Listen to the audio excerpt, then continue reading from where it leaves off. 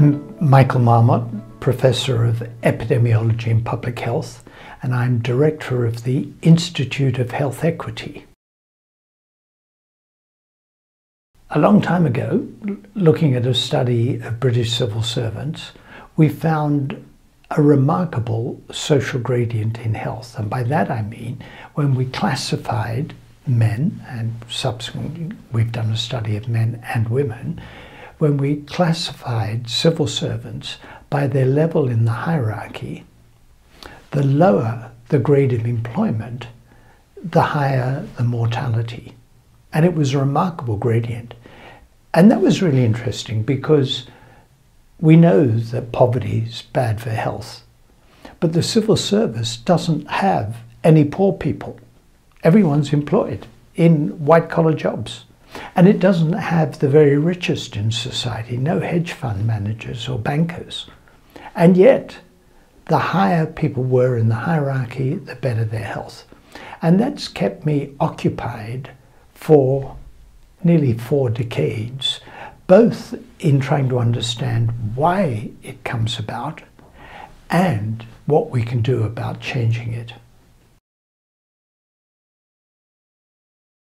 We observed the social gradient in British civil servants. If you thought, well, something about civil servants that was specific, that's quite wrong.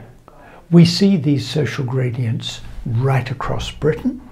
For example, if we classify local areas by degree of deprivation, the higher the degree of deprivation, the shorter the life expectancy. The example that lots of people have used that came from our work, if you get on the Jubilee line at Westminster Station, for each stop that you go east, life expectancy drops 1 year.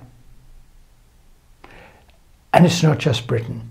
When we look right across the world, we see these social gradients. The lower people are in the social hierarchy, the more illness they have, and the shorter the length of life. So these health inequalities, this social gradient, are not a footnote to the health problems of society. They are the health problems of society.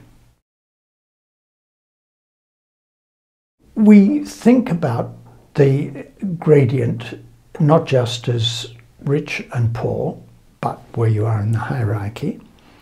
And we think their findings point to 2 classes of explanation. One is behaviors.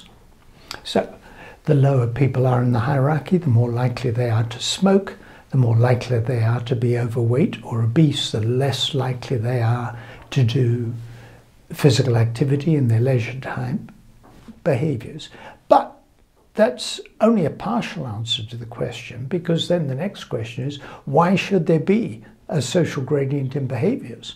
Why are poor people more likely to smoke and people who are not quite so poor a bit less likely to smoke, and so on, all the way up the hierarchy? It's not lack of knowledge. Everybody knows smoking's bad for you. So it's something else going on. So that's one class of explanations. And the second class of explanations are probably stress pathways. We call them psychosocial factors. But being low in the hierarchy is not a good place to be, all things considered. It's more stressful.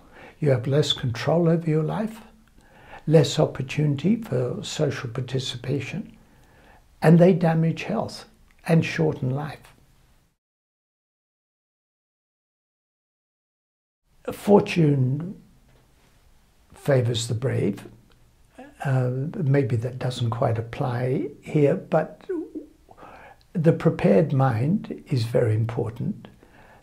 So having good knowledge of the field that you want to go into, knowing what's been done, helps shape the questions. You can't know the unknown if you haven't got a good grasp of the knowledge. So having a good understanding of the field is really very important. And then recognizing when you've got a problem. In my own case, the social gradient, people hadn't been studying it. They hadn't been looking at it. And when I came across it, I thought, good heavens, what is this all about? So I can't give any particular student advice as to how to carve out a career in research, but being well prepared and well educated and being open to the unexpected are both vital.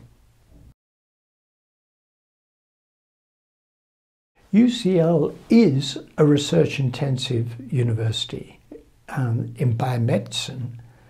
I think with UCL and the associated institutions and the Crick Institute, we're probably the biggest biomedical research centre in Europe. So you've got excellence across a wide array of domains within biomedicine. In my own case, because I'm interested in what I call the social determinants of health, it's important to have access to people from other disciplines, economists, psychologists, sociologists, and UCL's pretty good in all of those domains as well. The reason that I'm barely able to get 2 words out at the moment is that I just got off a plane from Washington, D.C., where I spent 20 hours. And that's relevant because for me, what started out in research as interesting research question, the social gradient, then became an understanding of a search for understanding of why do we have these social gradients all around the world and what can we do about them.